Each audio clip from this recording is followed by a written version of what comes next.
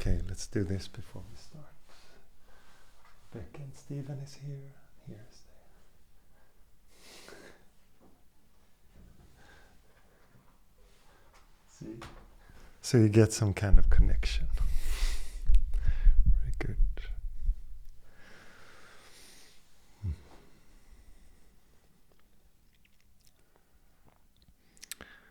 Okay. Let's start by finding a comfortable position.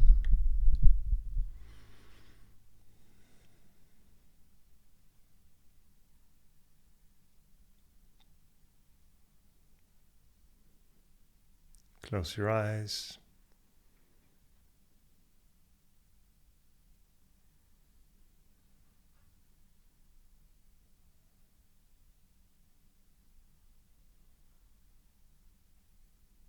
And notice the experience.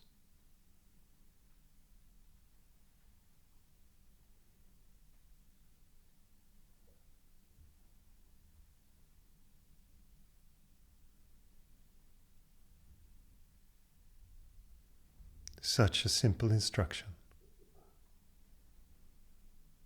but it is so profound.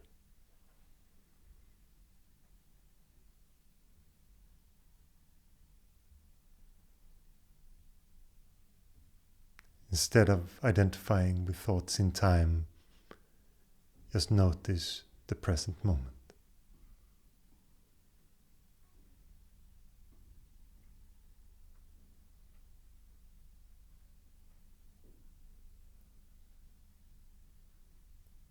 The present moment from where all things spring.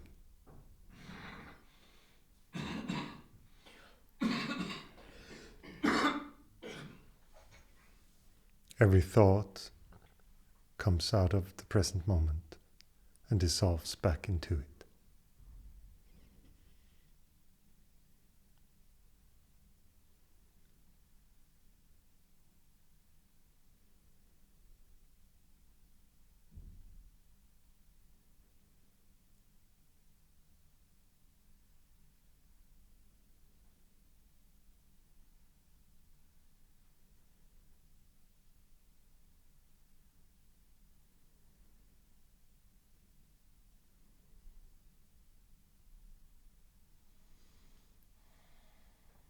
And when you come back to this,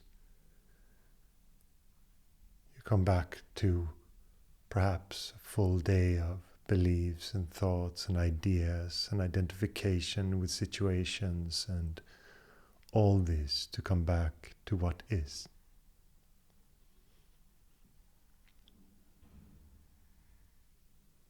And it doesn't matter if you experience this moment as uncomfortable or comfortable.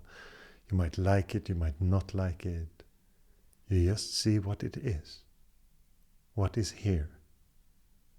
Can you be with what is?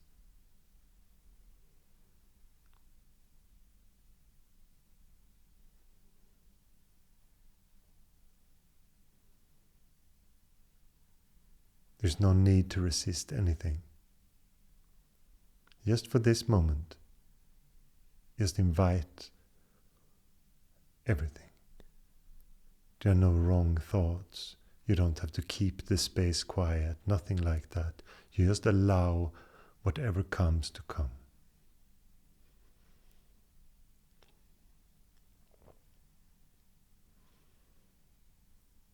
Even if the thoughts seem to you non-meditative thoughts, thoughts of comparison, thoughts of longing, thoughts of desire, whatever it is. You just allow them to come, be seen, and fall.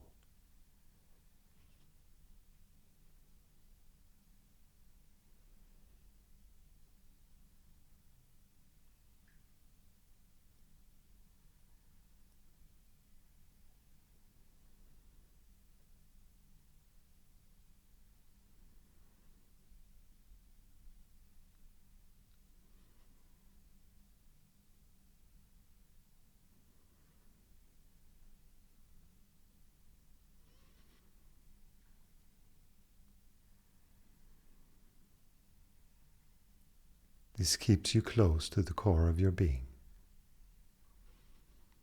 Even if you struggle in this moment, you have ideas of where you're going and trying.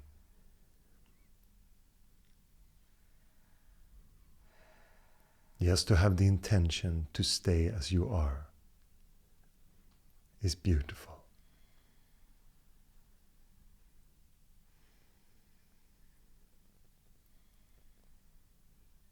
There are no parts of you that has to be fixed or polished or rounded off or anything. You just see what is.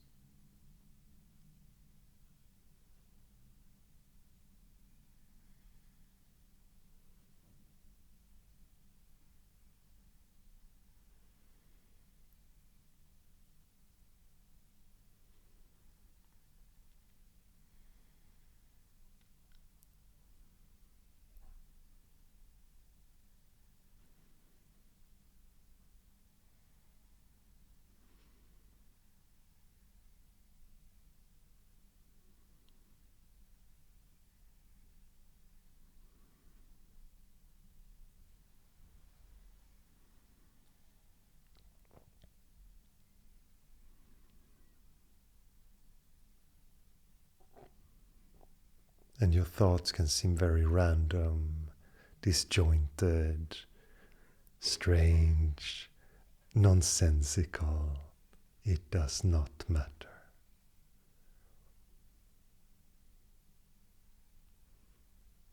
You just allow them to unfold.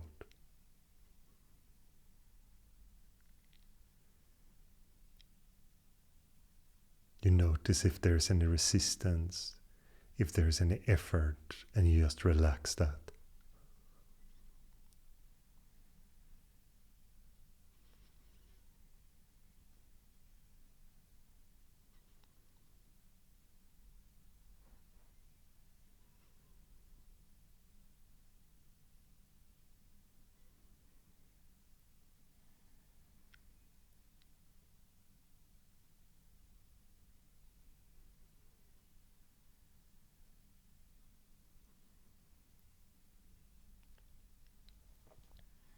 In this moment, you no longer have to hold up your life. You just allow it completely. See what that is. Invite everything. And you don't have to keep any of it. You just allow it to pass through.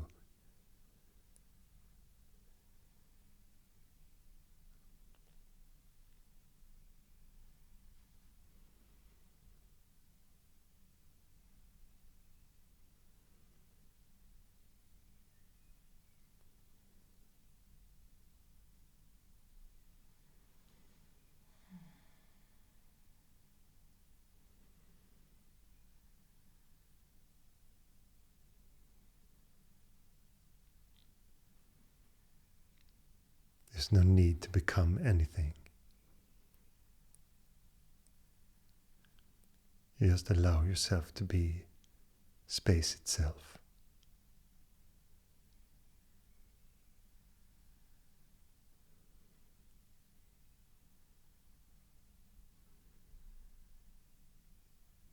You don't have to catch any thought. You don't have to stick anything to you.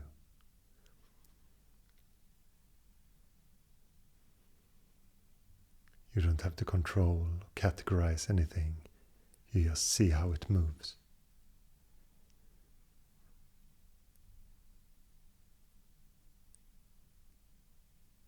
Allowing the naturalness of the movement of consciousness.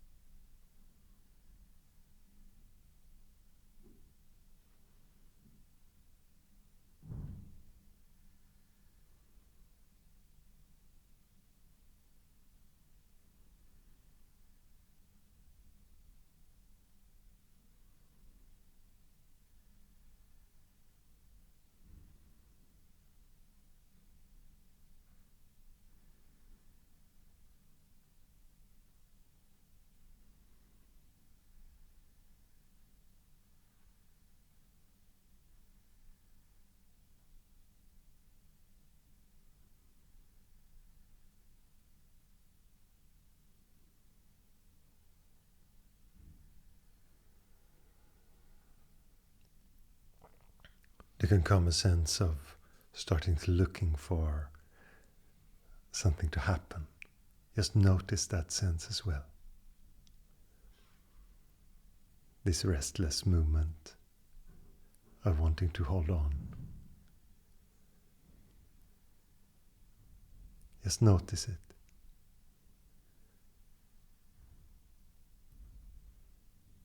And again, rest in this vast spaciousness of being.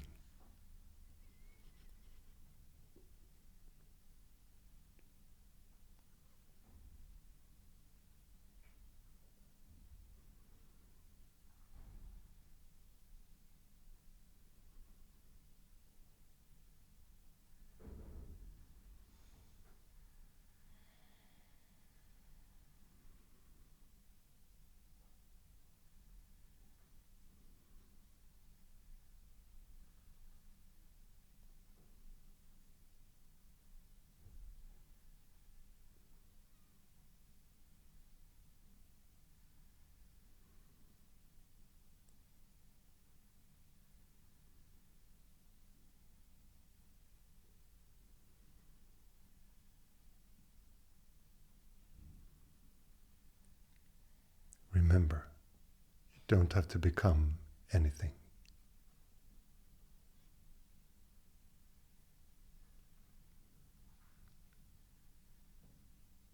Everything is here.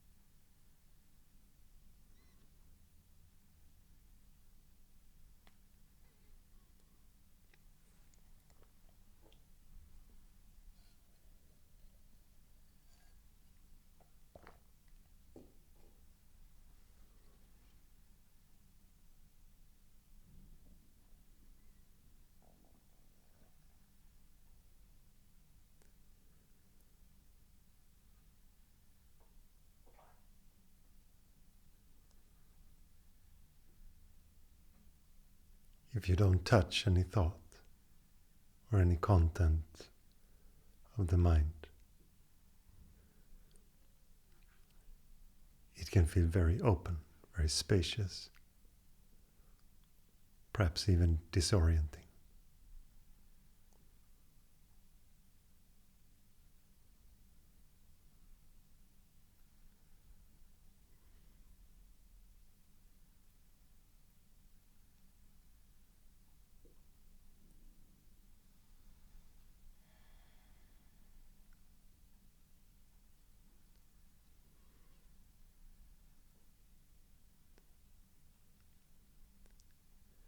And you might notice in this space that you can invite things. Sometimes it feels like they're on the surface but don't really want to show themselves. And there is something in you that can relax and just allow them.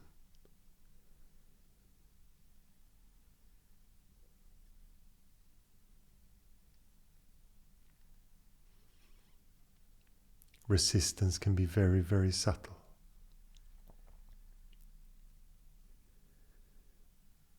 have all kinds of patterns with things that might have caused you pain before, you're relating to somehow, or you're afraid of.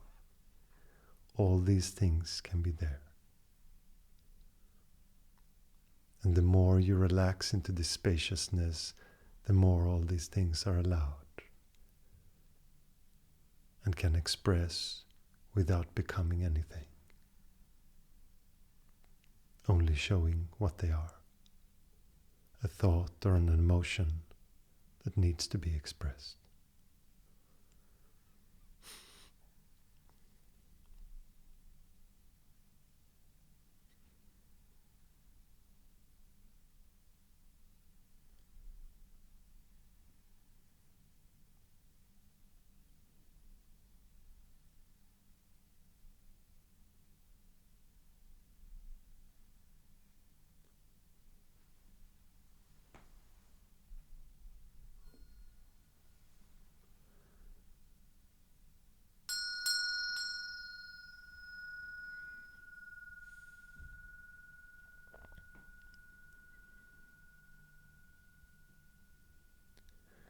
You can open your eyes, move your body.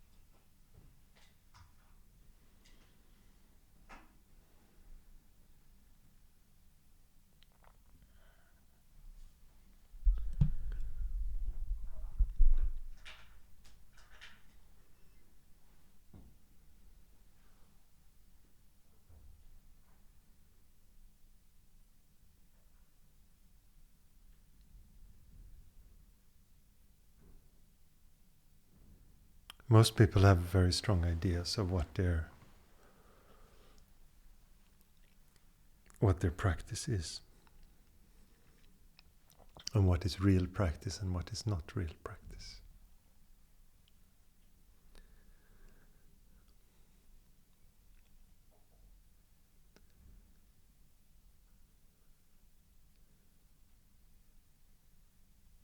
But the only real thing that is needed is your sincerity, is your intention to go into sadhana.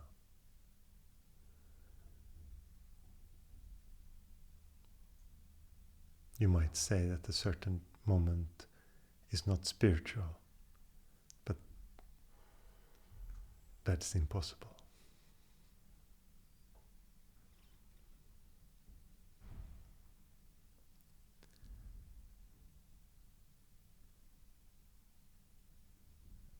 You can even do things that seem quite like a distraction, but go into them with the intention of being aware. And the only thing that it might show you is that this thing does not serve you. But when you use it only as a distraction, it feels like it has full purpose.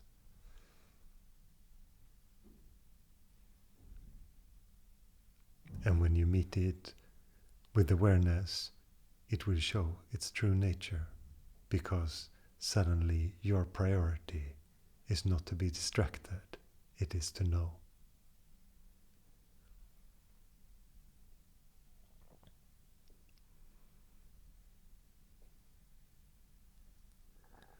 And this sincerity can be applied everywhere.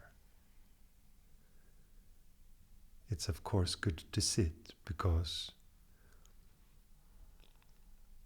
it becomes easy to come back to it, becomes easy to notice, to remember, to recognize. but every moment can be an exploration of awareness.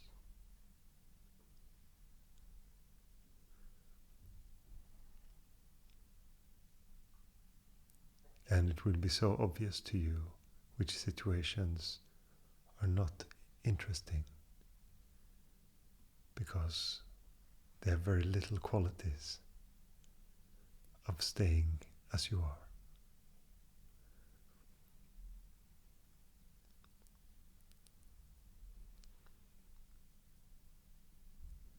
As you know, I never tell anyone to give up any specific thing. I'm just telling you to look. Because in this looking, it is better that it's revealed in that. You don't have to go with your ideas of what a meditator should do or what a meditator should not do.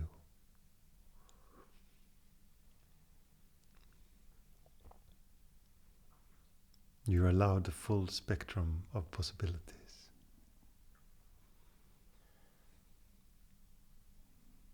But in your sincerity of being with the present moment, being as you are, you will recognize. And if you prioritize it, and it's very, very simple, it's just to stay aware of it always, or in whatever you do.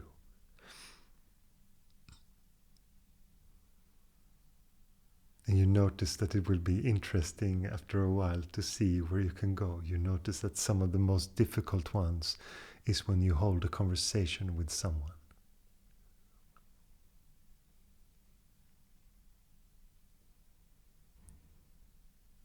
To notice awareness itself in that conversation.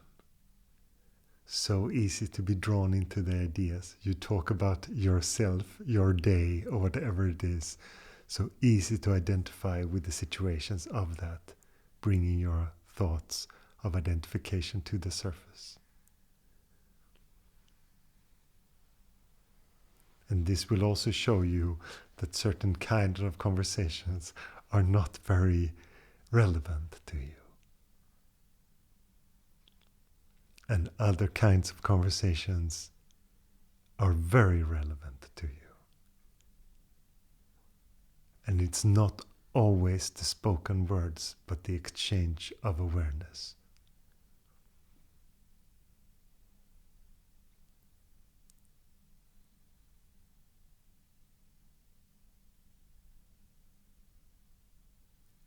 And this is what I would refer to also as true intimacy. To really listen and to really be listened to. And it's not just taking the words as very important. It is to really listen. Because then people will show you things beyond words.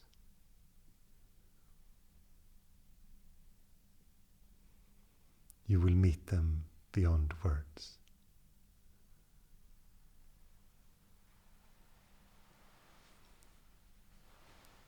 And the only thing it requires is that your mind is not completely filled with ideas of you. Then it's very difficult. Then you will only see the world through that. But as soon as there is space, there is the possibility to really see someone. They no longer become a thing or a purpose to you. They become what they are.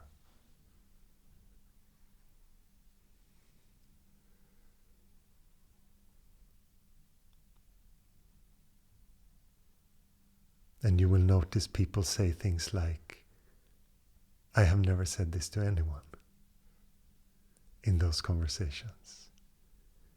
Because that is what it does. It opens doors that are not possible to talk about if there is too much division or if there is too much agenda.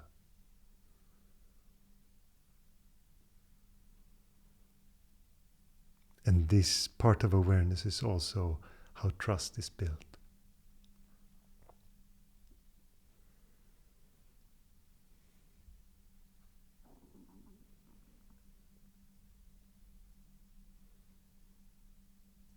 I think that very few people understand how much we stop our possibility to be intimate with other people through our own agenda and our own ideas of who we are and where we're going and what this person means to me and all that. It sounds like just normal things, right? But if you can stay in the space with someone, and if you're lucky in your life, you have other people where you can talk directly to them about this,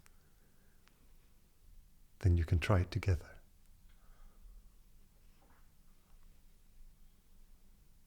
Just see what happens instead of trying something. Moving always against what you want to talk about, or your way, or whatever it is.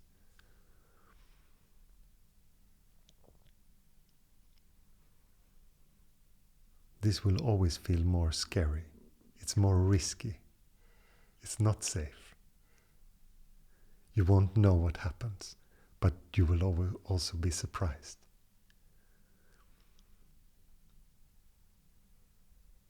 And that is some of the qualities that awareness has, is this playfulness, the not knowing, the beauty of uncertainty, all this.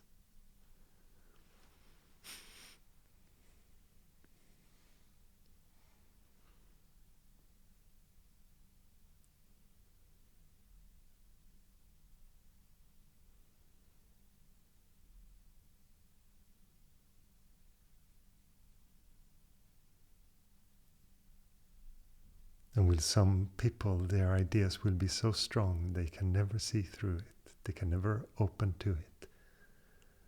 And also be in acceptance of that.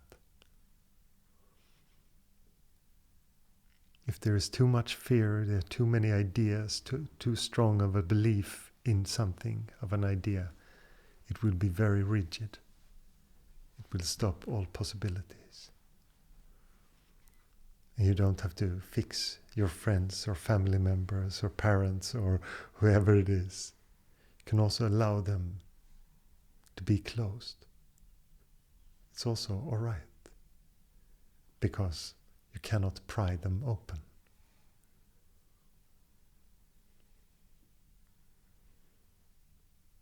And if this space is there, there is always the possibility, if there is openness in a person.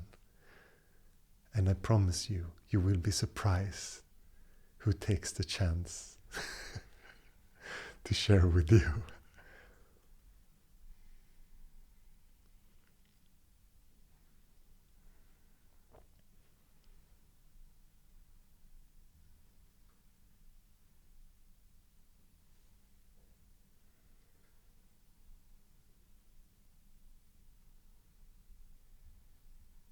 Life is so unpredictable.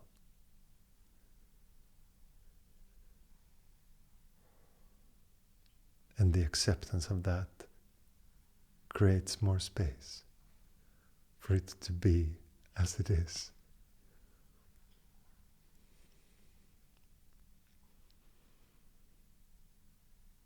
Things will always happen. And you don't know if they are good or bad. They can seem bad on the surface, but they can bring about clarity. They can push you towards the light. They can do all kinds of things, even though they seem very dark and grim.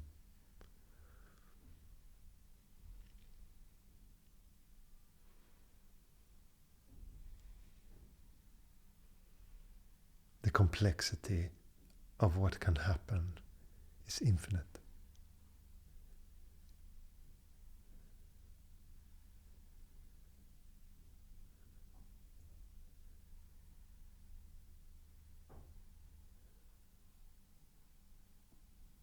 And the acceptance of those possibilities and that movement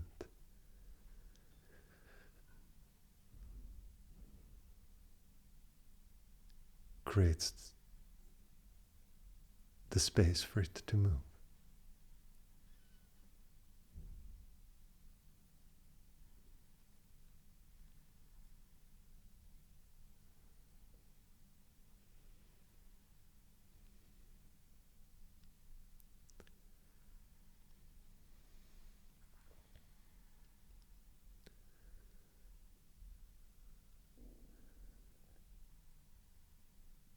There can seem to be such hard limitations in life of what is possible and what can happen.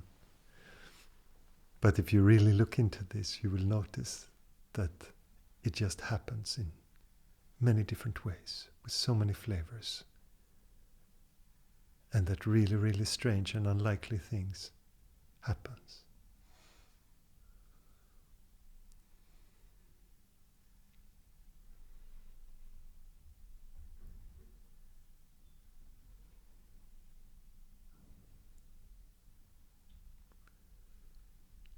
And the things that you are certain about are not very certain.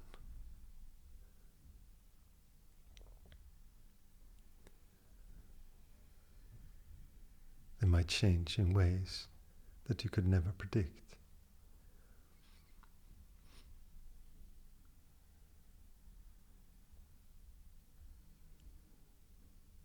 You will catch yourself saying things like, "Oh, I didn't think that you liked that." Because people change. And suddenly there's openness where there once were none.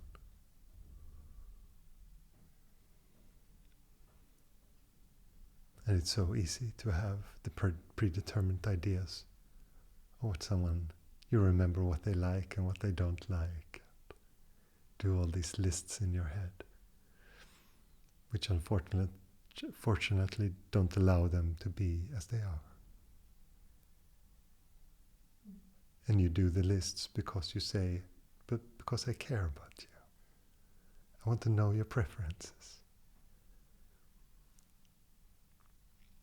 And we miss that we create expectations and a narrow view of the person.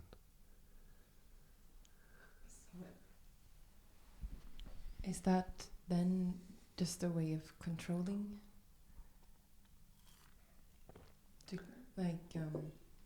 For example, I grew up with, all throughout my life, I have 4 parents. One of my parents would always comment on my diet, for example, because it always changes. I have like one preference and then, I switch to something else and she would always be like, "Oh, I thought you didn't like this or you didn't do this." And she's a very caring person also. And then I noticed that, of course I can do this too, like to learn about a person and just like, okay, this person likes this and this and this. But this behavior then, you say it's more like stemming from control and not really caring about another. I think the idea of it is that it is caring, but it's also presuming a lot of things. And of course you will do that to some degree to just make things go smoothly. But it's very easy that it becomes a very stiff idea of that person and their preferences, what they like and what they don't like. And I know that if you have someone in your life that you know very well, and suddenly the two of you meet a new third person, and you notice that the person that you know very well say things that you never heard. I think this is very common. They just suddenly talk about something that you have never touched on, a subject or views, or you didn't even know. You just presumed that the person didn't like it or had a different view on it. Because just the openness that someone does not know the person changes it. And I think it would be great to allow, especially people close to you, to be new.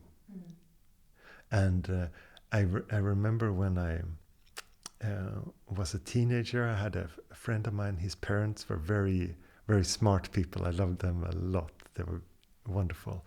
And they were sitting outside, like having dinner, the two of them, without the children.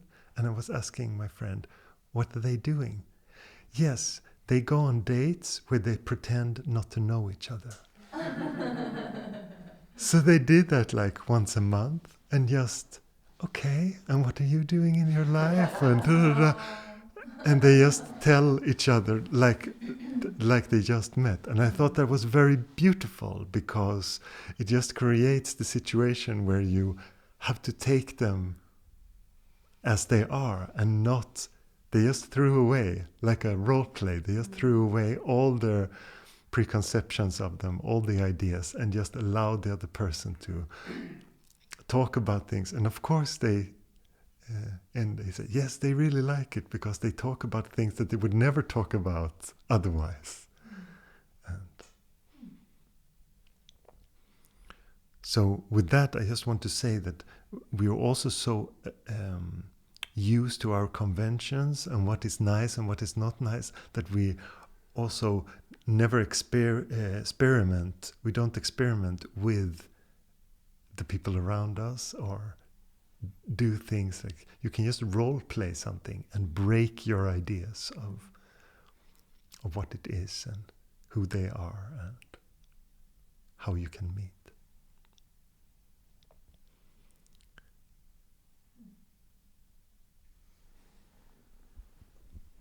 So then also this comes up when you say this, that we also meet people, or at least I meet people in different social environments, and I've had this experience throughout lifetime where you meet people in different social contexts, and there's an association with that context. So then there's like an attachment to the persons or the people involved.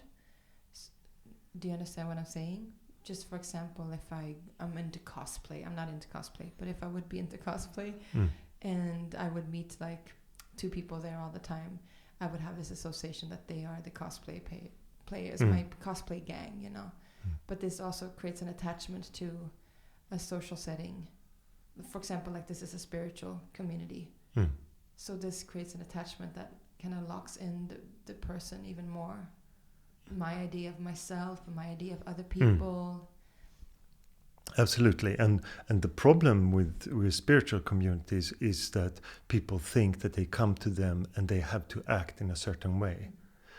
And I feel like I bring that up quite a lot, and that is because I see it so prevalent in so many contexts that I've been, that people have an idea of how you should present yourself if you're spiritual, and if you're in meditation, you have to be positive, you always have to be smiling, you have to be this or that.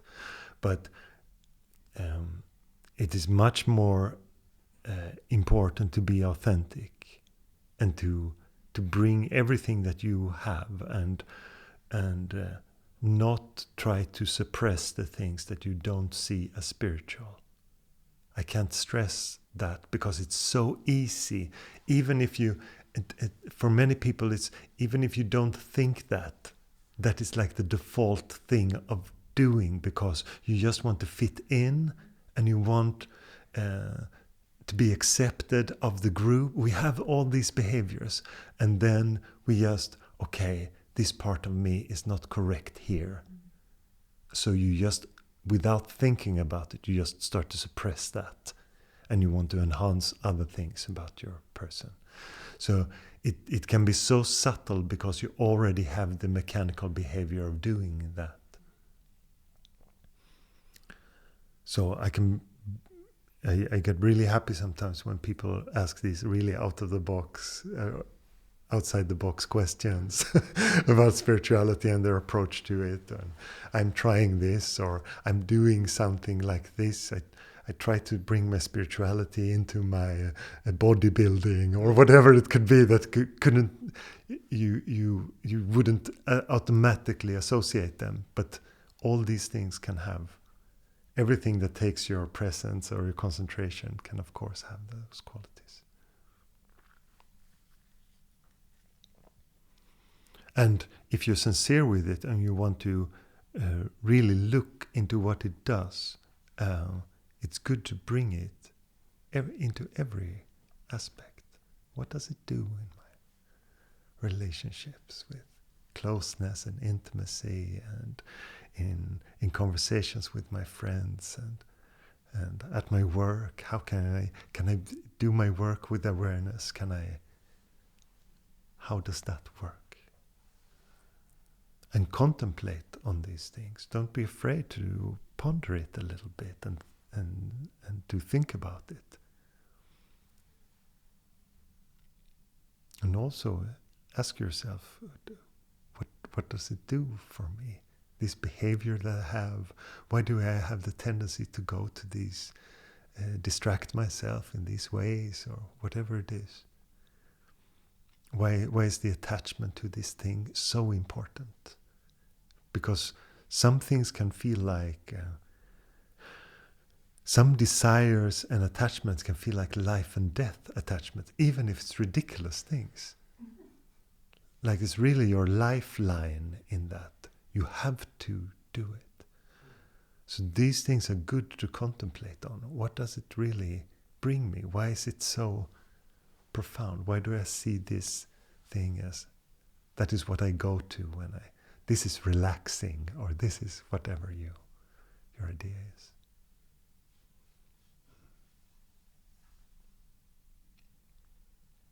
And when you bring awareness, when you breathe awareness into those things, it can so clearly show you what it does.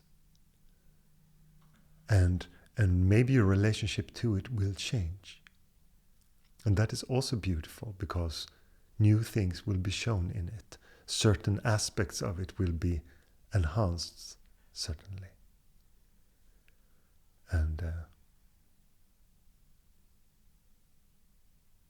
it will just be clear how to relate to it. Because many things we relate to in a very fussy way. It can seem very vague what they do, especially if we just have a mechanical behavior around it and we don't really know. And even our distractions and what triggers it can feel very subtle if they're not in the light of awareness.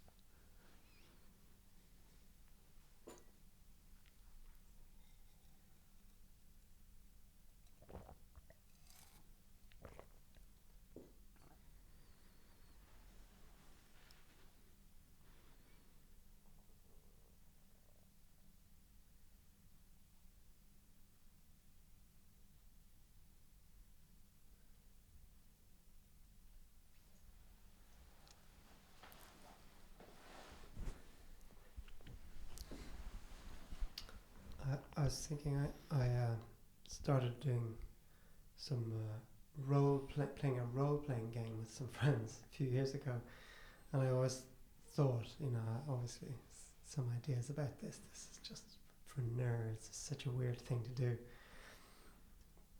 But after a while I realized that there's so much, like, the real joy in role-playing is playing, and like playing as a character. I can play as a woman, I can use someone else to express something in me. I can really be another person, and then in some ways that I find that sort of helped me to see my own sort of character in the world a bit clearer. But it's just sort of like, it feels a little bit like it's play. It's like a time for where adults are actually allowed to play. Is that something you like, just that sort of idea of play, is that something that's been important for you in your journey? The essential nature of everything is play. It's not efficiency, like you might think from society's standpoint, and how to be a proper citizen, how to follow all the rules. None of those things are that important. Play is so much more important. Because what gives life its quality? It's being with it as it is. And play has no purpose. And that is the beauty of it. But the efficient mind, the adult here, might say, that is stupid. Why are you wasting your time on this nonsense? And you see things, all these cultural expressions that can seem so abstract and nonsensical, and people seem to have so much joy from it.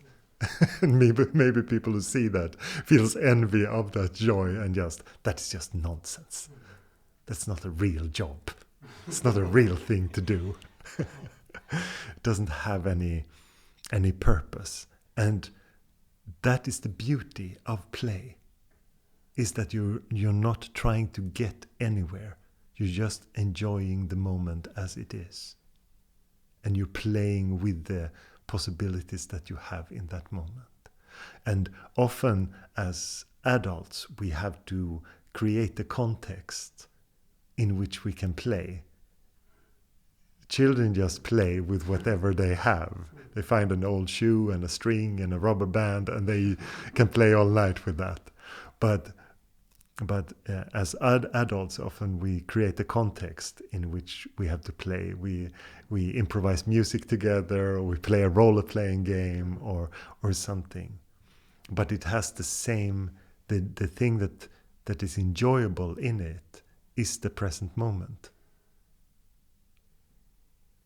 Is that you get completely engulfed in this fictional world, and someone is created all these maps and all these things for a role-playing game too, and you get immersed into that experience, and you for a while lose the idea of yourself, and there is just this world. All these things are play.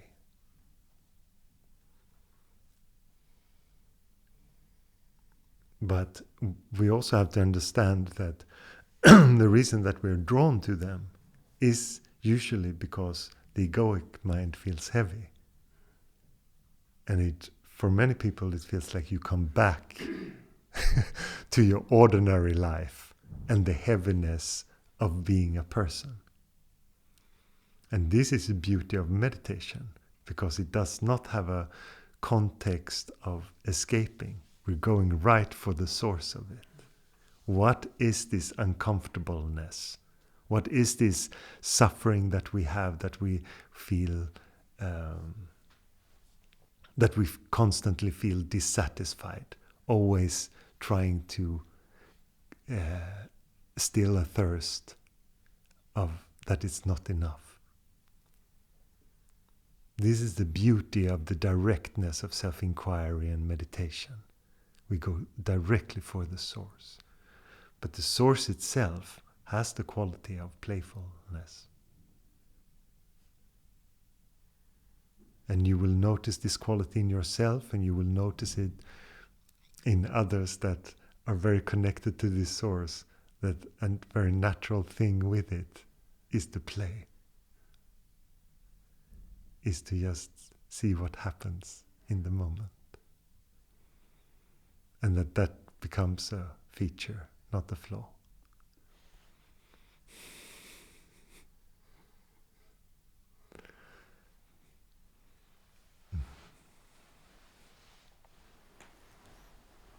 Yes, there's a question here.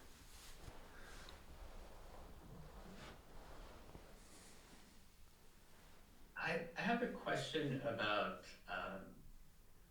the distinction between like what might be classified as like resistance or avoidance on one hand, and what might be on the spiritual path a skillful turning away from something, like a choosing, like, oh, I don't have to pick that troubling thought up, or I don't have to think those thoughts.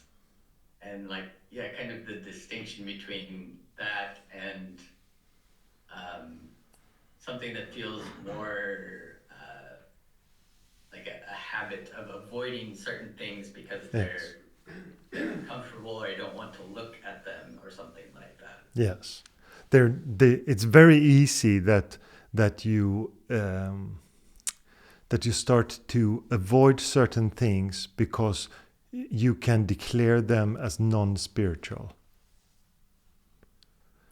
And that's why I'm often talking about these things, because it's so easy to say, oh, that just doesn't have any importance because I'm meditating and this is not part of that.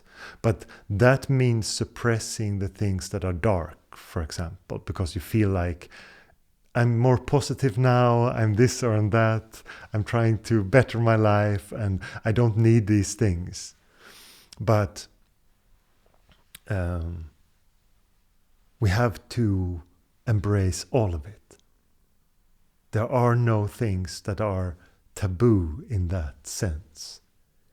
In our meditative space, we invite everything. And if you can truly do that and not be of any avoidance, it can become, it's difficult, but it's very beautiful. Because the things that you avoid, you will always get them thrown at you one way or the other. You will see them, because if you're not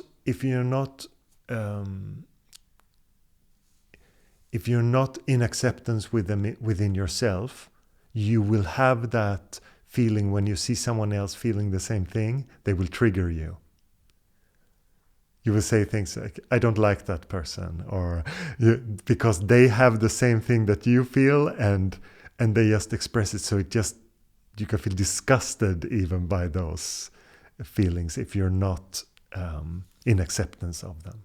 And when you are in acceptance of them, you will see that person and just feel so much love.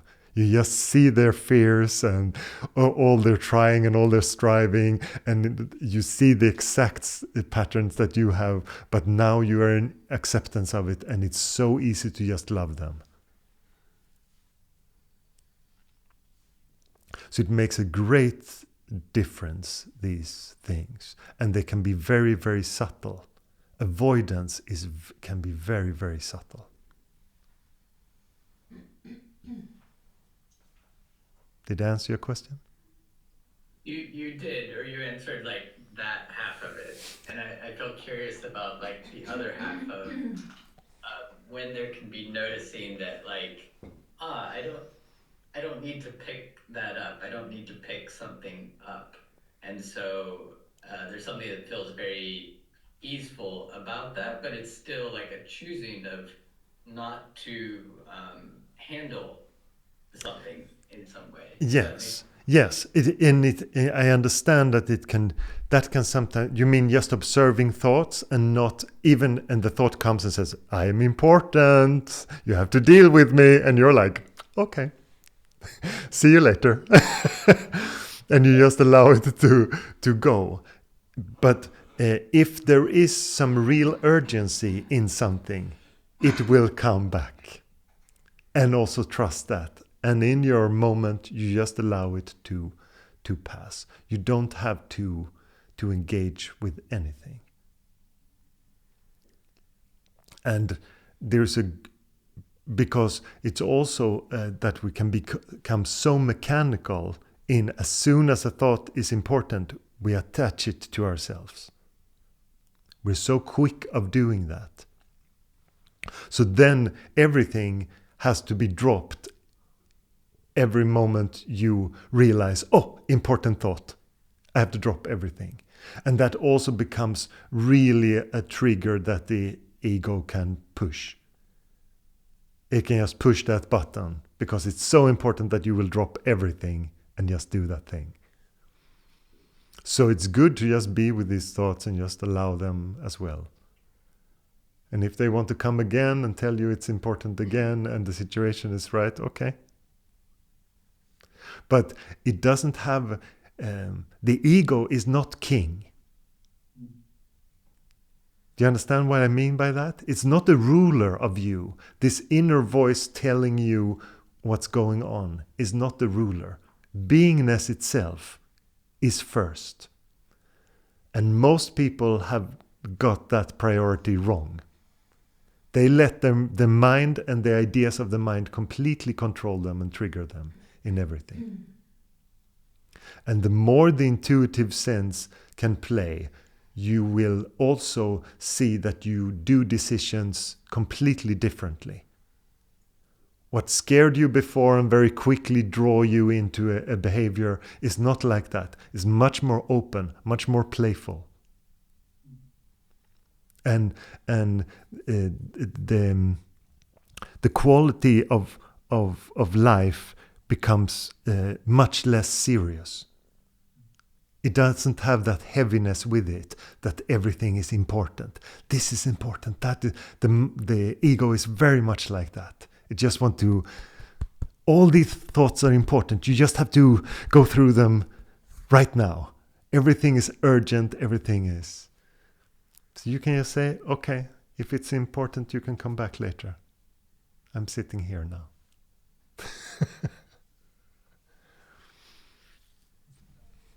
Thank you.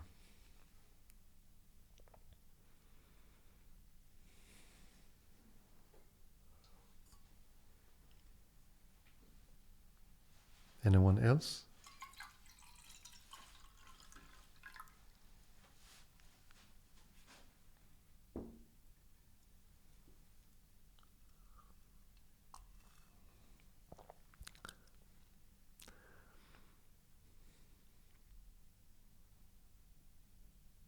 And don't be afraid to contemplate on these things, to just be with that a little bit. For example, what we talked about now, of the ego not being king. What does that mean in your life if you would allow the intuitive sense to rule?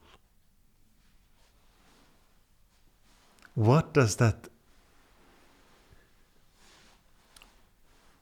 What things do you need for that? Suddenly you have to trust, right? Much more trust than just going with these static thoughts that just pop up and seem logical and reasonable. Suddenly there's a much deeper stream that you follow, and it seems to want things also, has a direction somehow. But it's completely different quality. And how do you trust that? And do you dare to? Because at first it feels a bit crazy. Wow, this intuitive sense is just to belong for freedom. It just longs for spaciousness. It longs for something. Okay. Can you go with that?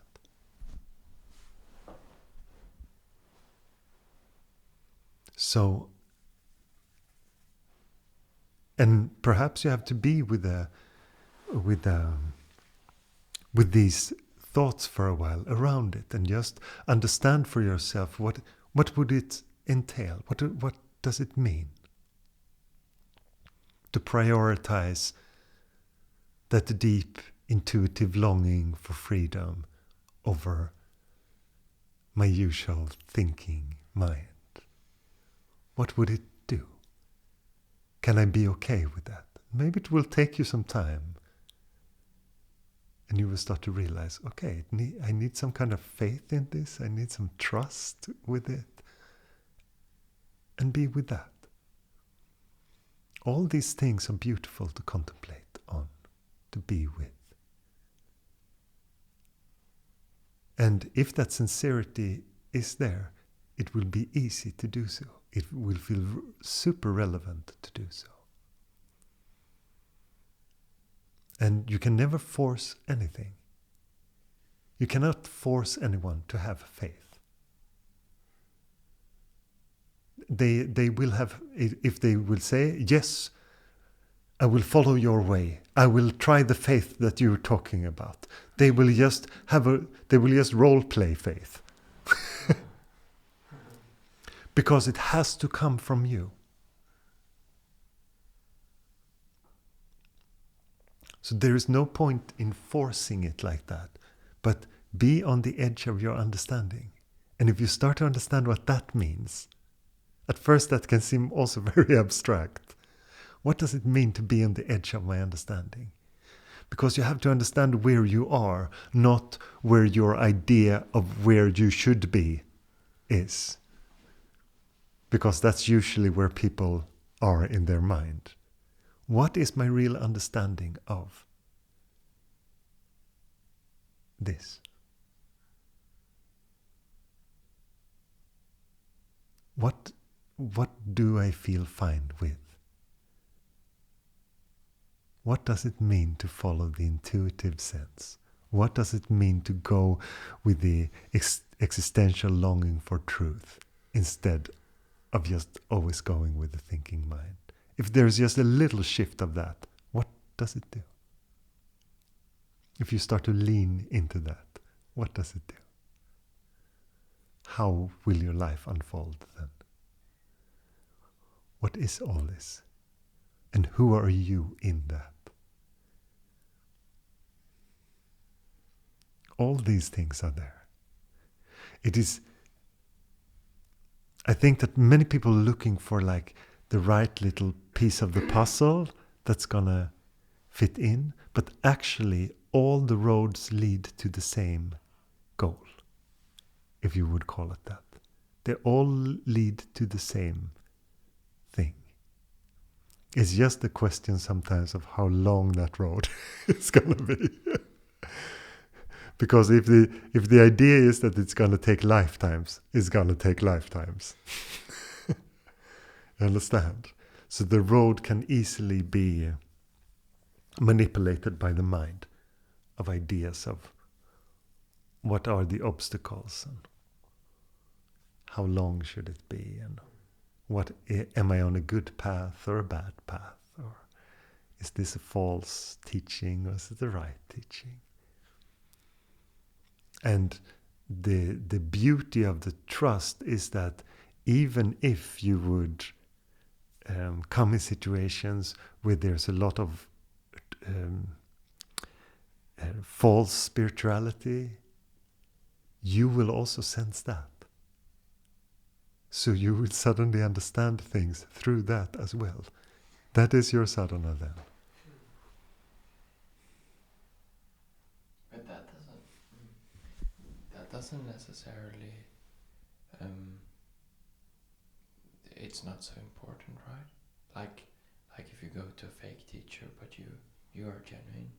Yes, so the sincerity in you is much more important than that. But if you're just looking for superficial stuff and you have a superficial teacher, then you're just locked. What if I'm looking for superficial stuff and I have a teacher that is real? Then you will, if there is openness in you, at the point of openness, there is a possibility. But you could come to a teacher, you could say, I want this from spirituality. Can you give it to me? And the teacher says, yes, I can give that to you. That is like the worst case scenario. Or the best. Or yes, it could be good, but then it has to come from your sincerity. And the problem with that way in is that it's not very sincere, because you don't want to know, you want something specific that you already know what it is, and that is problematic in spirituality. And if you get it, the beauty is if you get it, you will see that it is nothing. And this is like with all dreams about anything external that's going to fulfill you. That is the crux of those things, the problem with it. But also, like, if the mind has like this superficiality about it, which it kind of always does, even if it goes to the depth of analysis, at least from my own experience, even like in encounters of superficial teachings or non-true teachings, or teachings that might be true to some degree but not to the full degree, to meet that superficiality, if there's a calling in the soul or in the heart or the being of that person, there will be a sort of like, no, this is not correct. Like there will be like this inner guidance, just like telling you like, and then there's an opening. So Yeah. even the untrue will be like slapping you in the face a little bit, and Yes, but all the limitations of the ego is in belief, and belief can be extremely strong, and is always not true. And this is what most religions base their faith on, is belief. It's not real faith. It's not truth faith. blind faith. It's blind faith and it's ideas. So that is just a belief that just keeps you locked. And especially if you cannot question the authority of your religion, then you're really locked out of everything. That I think is a very, very, from my perspective, a very, very dark path. That someone is your authority when it comes to spirituality and you cannot question that. That is truly problematic. And many religions are not like the spaces around spirituality where you are encouraged to ask question and to question, and you can say things like, you're so welcome to say, this doesn't resonate at all with me, I just get angry from this, or whatever it is, it's fine. And I want it to be like that. I want it to be, you to be free to explore in whatever way that seems to fit you.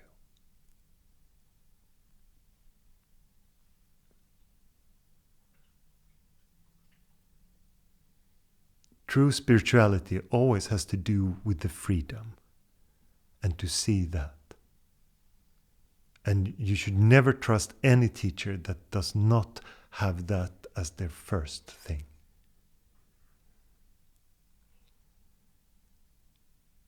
They should not want you to be their students. They should want you to be the same as the teacher.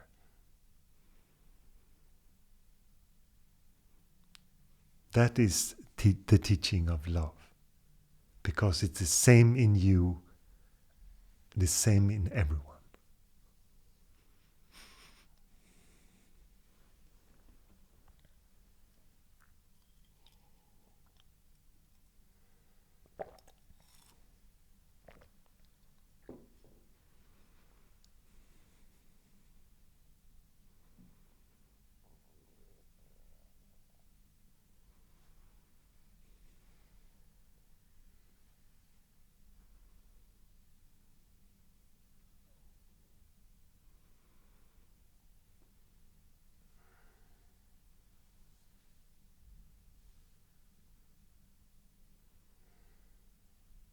And in this I feel so much gratitude towards my guru.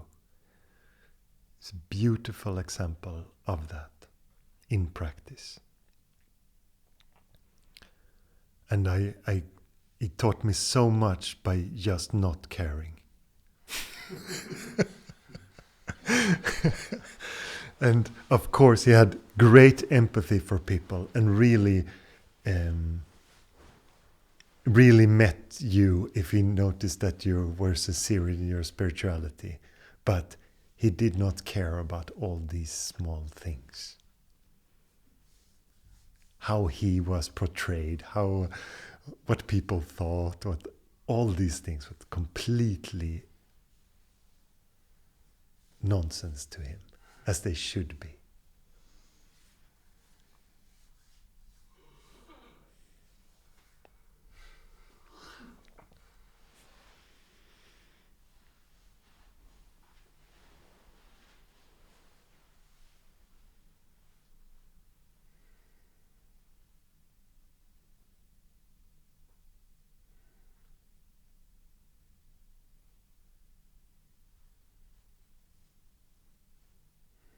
Yes.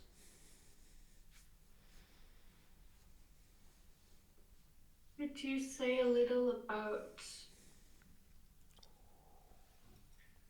your experiences of navigating craving and aversion, I get curious from different walks of life I've had in terms of my life, and then in terms of different spiritual paths. I was living in like a Tibetan Gelugpa Buddhist tradition for some years, many years ago, and that's maybe a bit the context. And then I've done like more embodied intimacy, explore, like this thing you're talking about, how to learn to really be vulnerable with people, authentic relating, how to sense your body and communicate from the sensation. I did all that stuff for a few years recently, and then it comes also seeing the other side of that, how it can become like, oh, vulnerability porn, this is now the currency, we all gonna be vulnerable with each other.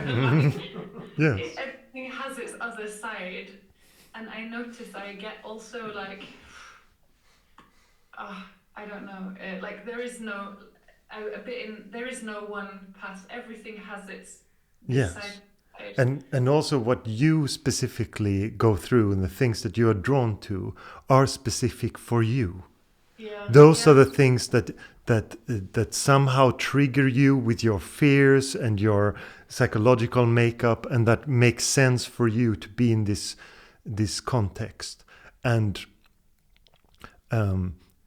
all these, and I think that if different people talk to me, they will notice that I have an experience from a lot of different meditation paths and a lot of different contexts. And I have noticed that so many of them has relevance in a certain scenario. Yeah. So if you feel that it calls you with all these things around intimacy, you will do it until you feel done with it, and then you can start to feel like, I'm so done with this. It's so uninteresting to me. And this disinterest in it is actually beautiful, because it means that it has played out its role. There are no practices that are meant to just be your practice for life. Not even self-inquiry.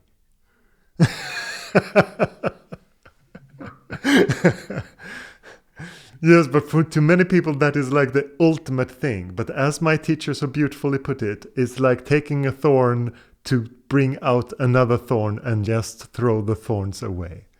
Yeah, yeah.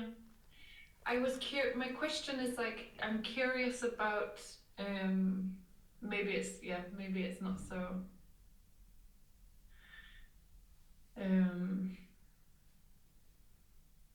as you've been talking tonight, I've been longing to hear more this like self-realization, self-inquiry thing of like, who is doing these things? Who is thinking? Because I'm bored of me thinking I have some important task to do.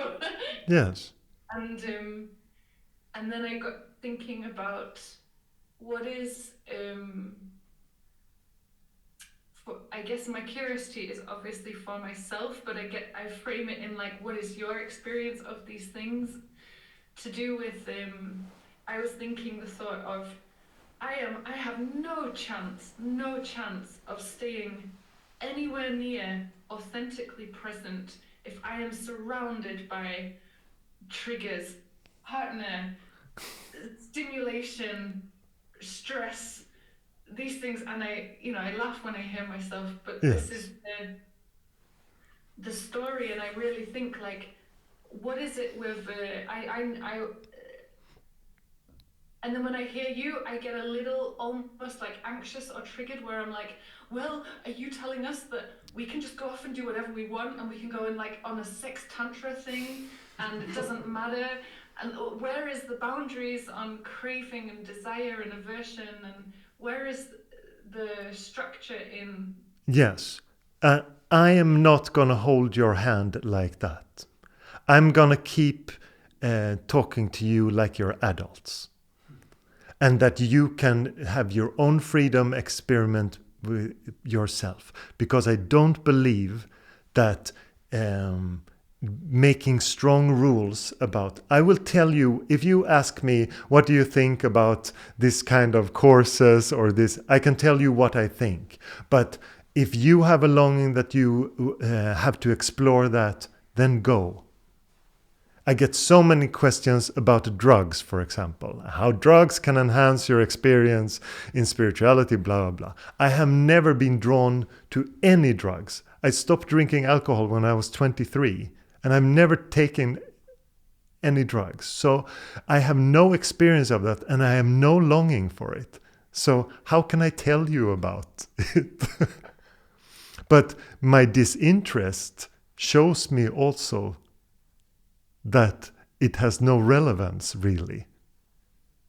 Because, and at least from my perspective, but for someone else, maybe they have to try it, they have to experiment, whatever. But I'm not going to tell you a hard no with things. You do whatever you like, but if you do those things and you bring awareness to it, if you inquire into yourself and ask, to whom is this happening? You will always find the same source. That source is awareness itself. And that will itself make certain things irrelevant.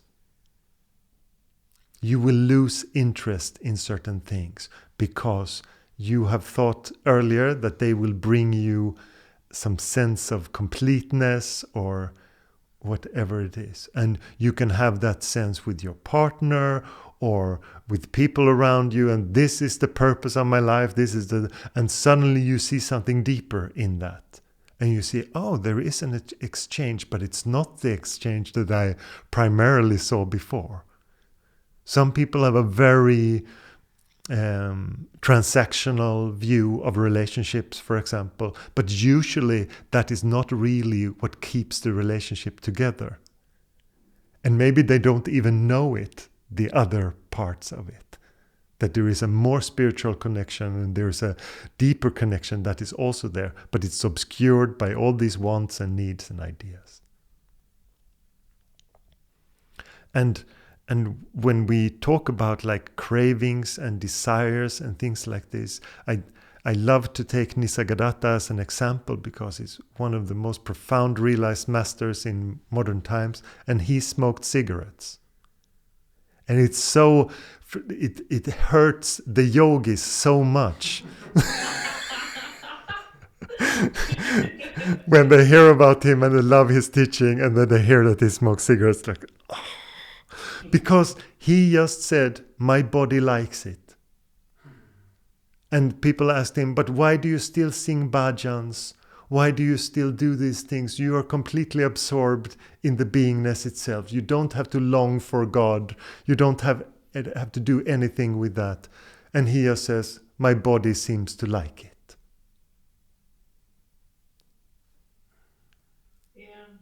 So we complicate things so much because we think that it is external and that we are doing our practice and that it is something that I choose in my life, either this or that, and I can make the wrong decision and all this.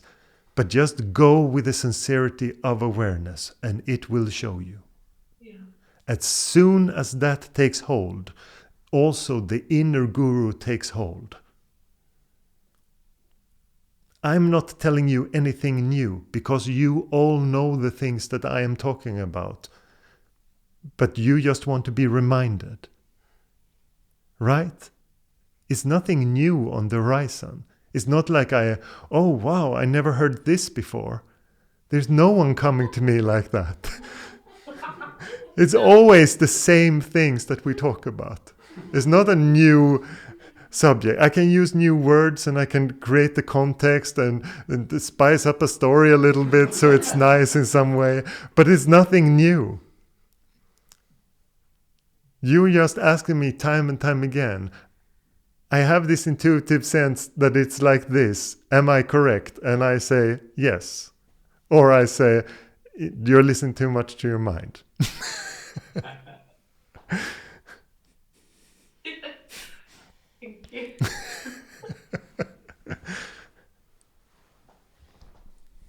Thank you so much. And thank you for that question too. It was very beautiful to listen to how it all unfolded. And just what you said about Nisargadatta, and I feel like our identity attachment to the body, to me, when I, not cognitively, but when I experience that I am not the body, like fully landed in that more and more, also the whole thing of like what my body prefers is like more and more okay.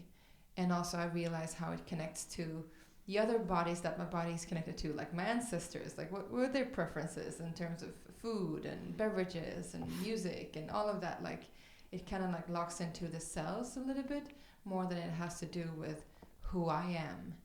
And then for me, at least, the experience is a lot more freedom there. And it's much more fun to involve myself in different activities or try out different things, and it's not so like well attached to who I am, I guess, because it's more like it's just the body like wants this thing, you know. Yes. Wants to experience this thing. There are like, you could say that there are two parts of it, because a big part of what we call a person is just the expression of the person. And that is like how the body is, how the body moves, what all these things are. And then there is like an extra layer on that. If you consider yourself to be a someone, then there is all the identification, and that can be intertwined with it, and you think that those things are the same thing. I think this is how most people would define themselves, that their traits and their expressions combined with the ideas of the personality is the person. But there is two layers to that, because there is one part that is just an expression, and one part it's just also what the body likes. And it can like really strange things. And it doesn't hurt, it doesn't have to hurt the body, but from a societal perspective or from it doesn't fit with the meditation, and we have all, then it comes into a realm of identity. And then it becomes something, and then you feel ashamed for what you like, or all this play. That is just identity. But what about the idea of the soul? Can you talk about that? Yes. The soul, but also if we just call the soul the experience of awareness. You have an experience that you're present, you feel like there is something, and you feel that that is in you. That is like the identified idea of awareness. You say that awareness is coming and going in your life. Sometimes it's more present, sometimes it's less present. This is a personification of awareness. It is when the ego sees awareness as a thing.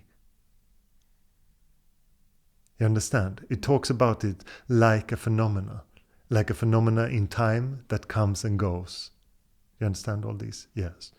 But that is not true. So in that sense, what we call soul is not personal. Atman is Brahman. The personal awareness is the collective awareness. There is no separation of those things. And I understand that it is experienced like that. It feels like there is some kind of union with the divine that can happen. But it's actually all just the divine.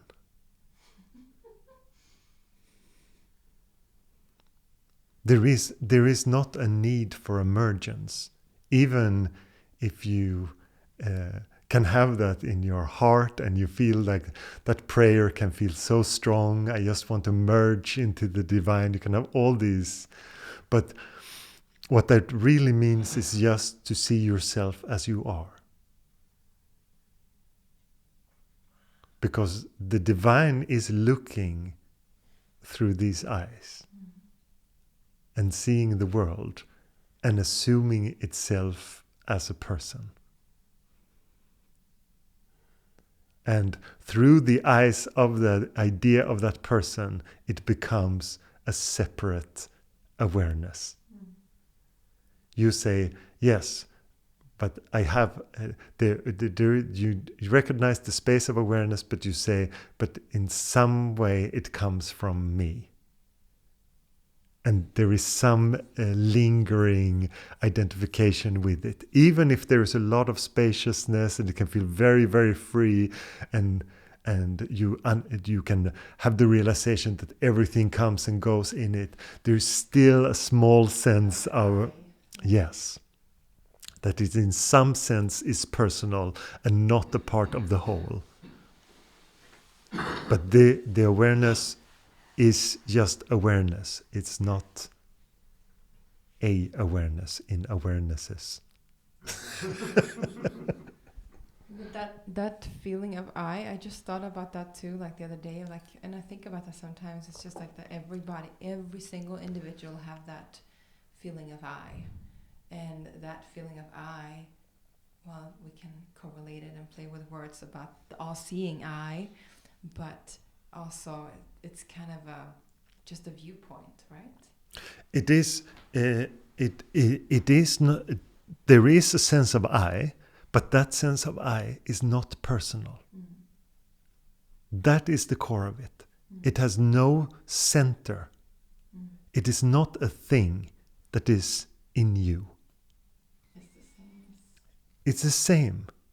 And if you look at it very rationally, you can just contemplate on it and understand that, okay, the whole idea of that this awareness has a limitation that ends here and that I call my body, and you have another body that is something else, and you are a separate entity from me. It's just, okay, but I have to make that distinction. I have to keep it up. And where is that distinction in deep sleep? The whole idea of the person is something that we carry. We have to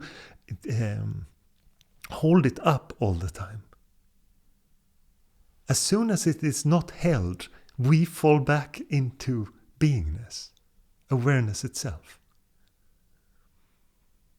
But we think that there is something with this separateness that is important. And we have the idea that it has to be upheld, and the idea of a doer. Someone that is doing my life, fixing this, doing that, thinking about the next thing I have to do, pondering my situation in life, if I have enough money, if I have enough love, if I have enough this or that.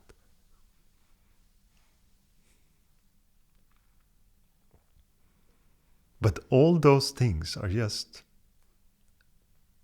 created, upheld.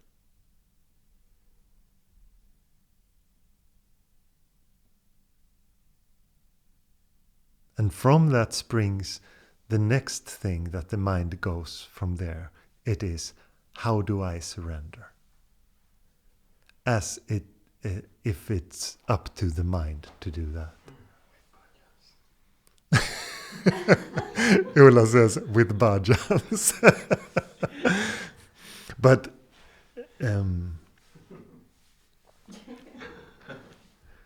you can have a sense of giving yourself to something, but it is again springing from the idea that you are a someone that needs something. And as soon as you go into that, as soon as you go into, I have to merge with the divine, the question has to be, who are you?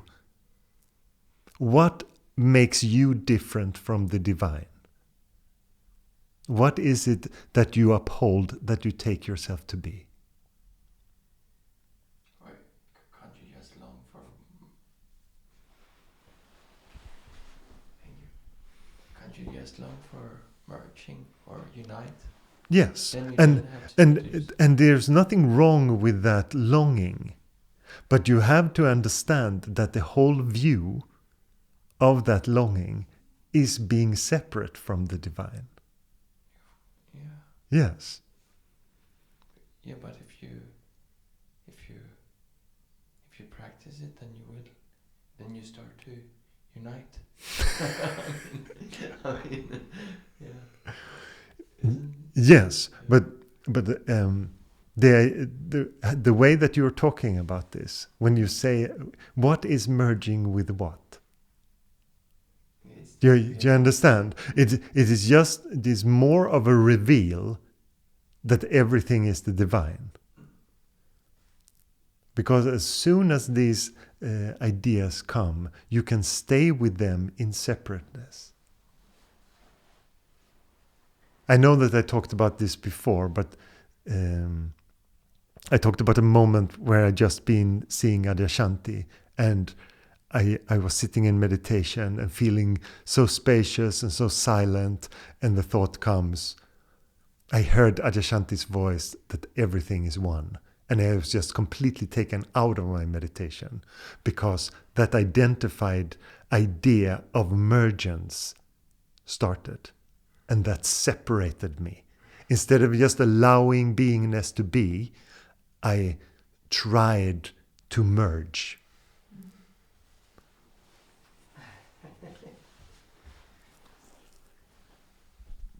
No, like I was just thinking, like, can't you be like addicted to like being separate and emerging, kind of like sex, right? You're like, oh, now I'm apart from you, and now we're together, and now we're apart. Like that whole idea of being separate also creates an addiction to merging and then separating and merging and separating. Like the ego creates that structure because the feeling of merging is so wonderful. But then if you stay in it, you won't experience it again. So, and you have to become separate to experience the merging again. You understand?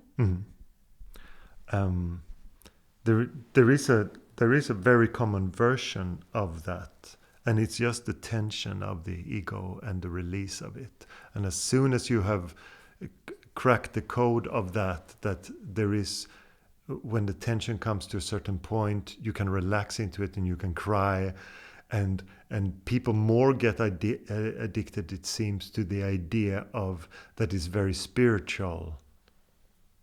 Something profound spiritually is happening to me. Yes, many people love that idea, and so they just this mechanical building up of identification with the ego until you can't stand it, and then you have to have a big cry or a little crisis, and it just goes on like that. That is the most common that I have seen, most common pattern, and that you get addicted and you have a really nice story that says, oh, there's so much happening on my spiritual journey right now, and it is just this very mechanical circle of release and tension.